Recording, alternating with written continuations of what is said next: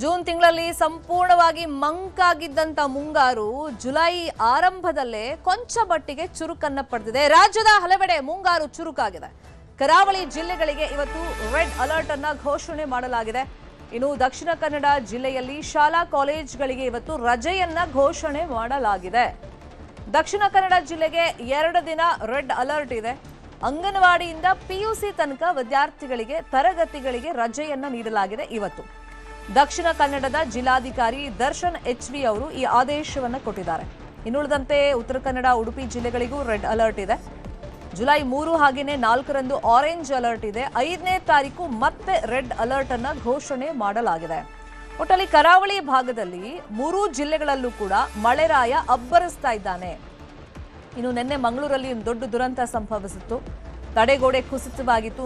3 ಜನ ದುರ್ಮರಣಕ್ಕೀಡಾಗಿದ್ರು. ದಕ್ಷಿಣ ಕನ್ನಡ ಜಿಲ್ಲೆಯ ತೊಕ್ಕೊಟ್ಟು ಬಳಿಯಲ್ಲಿ ನಡೆದಿದ್ದಂತಹ ಘಟನೆ.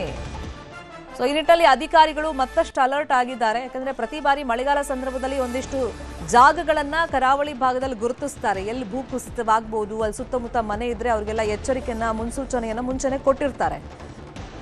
ಬಟ್ ನಿನ್ನೆ ಬೆಳ್ಳಂಬೆಳಗ್ಗೆ ಅಂದ್ರೆ ಅವರು ಮಲಗಿದ್ದಂಥ ಸಂದರ್ಭದಲ್ಲಿ 3:45-4 ಗಂಟೆ ಸಮಯ, ಆ ಸಂದರ್ಭದಲ್ಲಿ ಅಲ್ಲಿ ಕಾಂಪೌಂಡ್ ವಾಲ್ ಕುಸಿತವಾಗಿತ್ತು.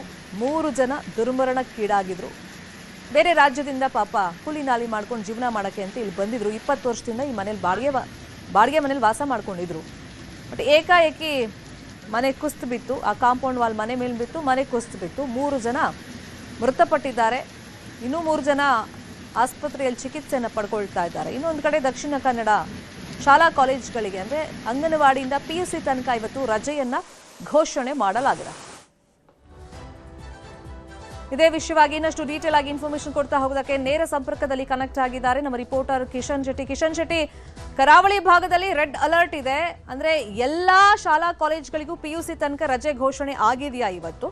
ಮತ್ತೆ ಜಿಲ್ಲಾಡಳಿತ ನಿನ್ನೆಯ ಘಟನೆಯಿಂದ ಯಾವ ತರ ಎಚ್ಚೆತ್ತುಕೊಂಡಿದೆ? ಮುಂದಿನ ದಿನಗಳಲ್ಲಿ ಭೂ ಕುಸಿತ ಆಗಬಾರ್ದು, ಪ್ರಾಣಹಾನಿ ಆಗದ ರೀತಿಯಲ್ಲಿ ಯಾವ ತರ ಅಲರ್ಟ್ ಆಗಿದ್ದಾರೆ?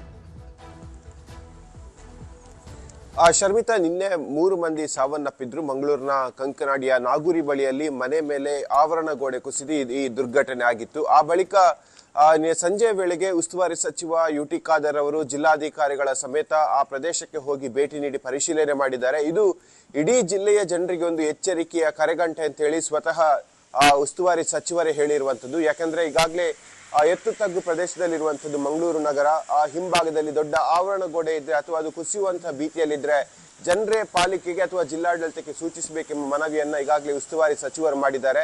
ಇವತ್ತು ಮತ್ತು ನಾಳೆ ಇಡೀ ಜಿಲ್ಲೆಯಲ್ಲಿ ರೆಡ್ ಅಲರ್ಟ್ ಅನ್ನು ಘೋಷಣೆ ಮಾಡಲಾಗಿದೆ. ಅದು ಕರಾವಳಿ ಕರ್ನಾಟಕದಲ್ಲಿ ಕೂಡ ಇವತ್ತು ರೆಡ್ ಅಲರ್ಟ್ ಇದೆ.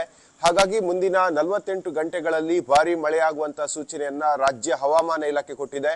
ಆ ಬಳಿಕ ಮತ್ತೆರಡು ದಿನ ಆರೆಂಜ್ ಅಲರ್ಟ್ ಆಗತ್ತೆ, ಮತ್ತೆರಡು ದಿನ ರೆಡ್ ಅಲರ್ಟ್ ಆಗತ್ತೆ. ಹಾಗೆ ಇಡೀ ವಾರ ಭಾರಿ ಮಳೆಯಾಗುವಂತ ಸೂಚನೆಯನ್ನ ಹವಾಮಾನ ಇಲಾಖೆ ಕೊಟ್ಟಿದೆ. ಈ ನಿಟ್ಟಿನಲ್ಲಿ ಅಂಗನವಾಡಿಯಿಂದ ಪಿಯುಸಿ ವರೆಗೆ ಎಲ್ಲಾ ಶಾಲಾ ಕಾಲೇಜು ವಿದ್ಯಾರ್ಥಿಗಳಿಗೆ ರಜೆಯನ್ನ ಘೋಷಣೆ ಮಾಡಲಾಗಿದೆ. ಮುಂದಿನ ಗಂಟೆಗಳಲ್ಲಿ ಮತ್ತಷ್ಟು ಮಳೆ ಬಿರುಸನ್ನ ಪಡೆಯುವಂತಹ ಸಾಧ್ಯತೆಗಳು ಕೂಡ ಇದೆ.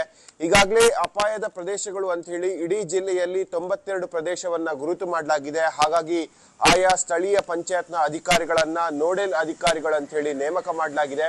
ಎಲ್ಲ ನೋಡೆಲ್ ಅಧಿಕಾರಿಗಳು ತಮ್ಮ ಸ್ವಕ್ಷೇತ್ರದಲ್ಲಿ ಇರಬೇಕು. ಮಳೆ ತೀವ್ರಗೊಂಡಂತ ಸಂದರ್ಭದಲ್ಲಿ ಯಾವುದೇ ಪ್ರದೇಶದಲ್ಲಿ ಅನಾಹುತವಾದ ಸಂದರ್ಭದಲ್ಲಿ ಆ ಪ್ರದೇಶಕ್ಕೆ ಹೋಗಿ ಭೇಟಿ ನೀಡಬೇಕು.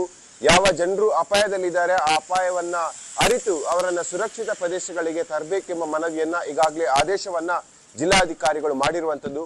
ಈ ನಿಟ್ಟಿನಲ್ಲಿ ಜಿಲ್ಲೆಯ ಜನ ಎಚ್ಚರ ವಹಿಸಬೇಕೆಂಬ ಸೂಚನೆ ಕೊಡಲಾಗಿದೆ.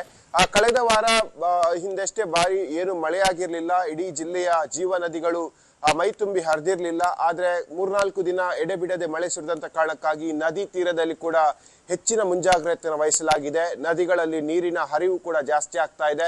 ಇನ್ನು ಸಮುದ್ರ ಭಾಗದಲ್ಲಿ ಕೂಡ ಅಷ್ಟೇ ಜನ ಅಲ್ಲಿ ಜೀವವನ್ನ ಕೈಯಲ್ಲಿ ಹಿಡಿದು ಬದುಕುವಂತ ಪರಿಸ್ಥಿತಿ ಸದ್ಯಕ್ಕೆ ನಿರ್ಮಾಣ ಆಗ್ತಾ ಇದೆ. ಯಾಕಂದ್ರೆ ಕಡಲ್ ಕೊರೆತ ಕೂಡ ಜಾಸ್ತಿ ಆಗ್ತಾ ಇರುವಂತದ್ದು, ಸಮುದ್ರದ ಅಬ್ಬರ ಕೂಡ ಜಾಸ್ತಿ ಆಗ್ತಾ ಇರುವಂತದ್ದು. ಹಾಗಾಗಿ ಜೂನ್ ನಲ್ಲಿ ಮಳೆಯ ವಾತಾವರಣವೇ ಕಡಿಮೆ ಇತ್ತು ದಕ್ಷಿಣ ಕನ್ನಡ ಜಿಲ್ಲೆಯಲ್ಲಿ. ಇದು ಮಳೆಗಾಲ ಅಂತ ಯಾರಿಗೂ ಕೂಡ ಫೀಲ್ ಆಗ್ತಾ ಇರಲಿಲ್ಲ. ಆದ್ರೆ ಜುಲೈ ಆರಂಭದಿಂದ ಭಾರಿ ಮಳೆ ಆಗ್ತಾ ಇರುವಂತದ್ದು. ಇಡೀ ಜಿಲ್ಲೆಯಲ್ಲಿ ತುಂತುರು ಮಳೆ ಆಗ್ತಾ ಇದೆ. ಹಾಗಾಗಿ ಒಂದು ರೀತಿಯಾಗಿ ಕೃಷಿಕರಿಗೆ ಸಮಾಧಾನ ಇದೆ, ಮೀನುಗಾರರಿಗೆ ಸಮಾಧಾನ ಇದೆ. ಆದ್ರೆ ಪ್ರಕೃತಿ ವಿಕೋಪ ಎಲ್ಲೂ ಕೂಡ ಆಗದಿರಲಿ ಎಂಬ ವಿನಂತಿಯನ್ನ ಅಥವಾ ಒಂದು ಪ್ರಾರ್ಥನೆಯನ್ನ ಇಲ್ಲಿ ಜನ ಮಾಡ್ಕೊಳ್ತಾ ಇರುವಂತದ್ದು. Sharmita, thank you Kishan.